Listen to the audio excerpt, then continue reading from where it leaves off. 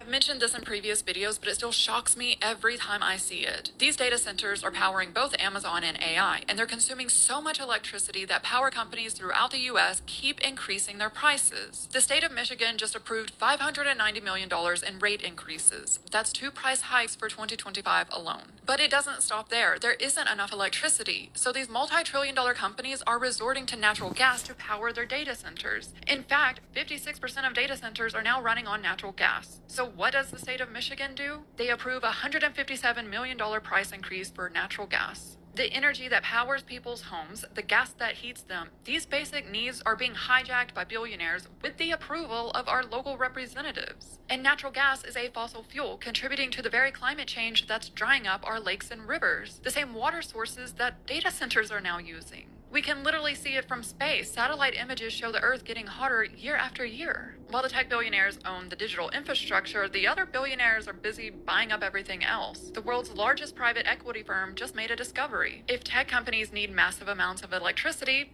why not buy the power companies? Blackstone, the world's largest alternative asset manager, just bought Hilltop Energy Center, a 620 megawatt natural gas power plant in western Pennsylvania. In May, they acquired TXNM Energy, a regulated utility company serving 800,000 people in New Mexico and Texas. Here's what regulated means. These utility companies have to ask permission before increasing your electricity bill. The government supposedly protects us from price gouging on essential services like electricity. But Blackstone just took TXNM private. That means no more regulation, no more oversight. A multi-trillion-dollar company now controls the electricity for over 800,000 Americans. They can charge whatever they want. They literally own the power switch to entire cities. The big three, BlackRock, Vanguard, and State Street, collectively own roughly 22% of every company listed on the S&P 500. That's over 500 companies. That gives them substantial voting power and influence over companies we rely on. And it doesn't even begin to scratch the surface on all the companies they actually own. Nestle CEO Peter Brabeck said water isn't a human right. Also Wasser ist natürlich das wichtigste Rohmaterial, das wir heute noch auf der Welt haben.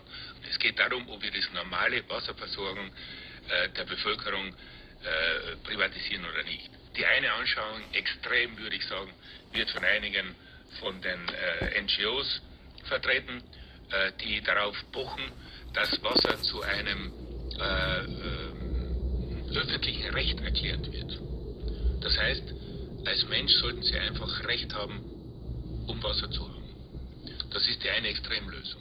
Ja? Now apparently the other billionaires believe electricity isn't either. All while Sam Altman is gaslighting us, claiming that AI is going to lead to energy abundance. Remember when the Economic Forum said we will own nothing and be happy by 2030? They were right about the first part. We do own nothing, yet we're miserable. Adobe used to sell a one-time purchase of Photoshop for $699. Now it's $23 monthly and you never own it. The Oura Ring cost over $300. They then charge a $6 monthly subscription to actually unlock all of the features. Toyota now charges $8 a month to remotely start the car that you already bought.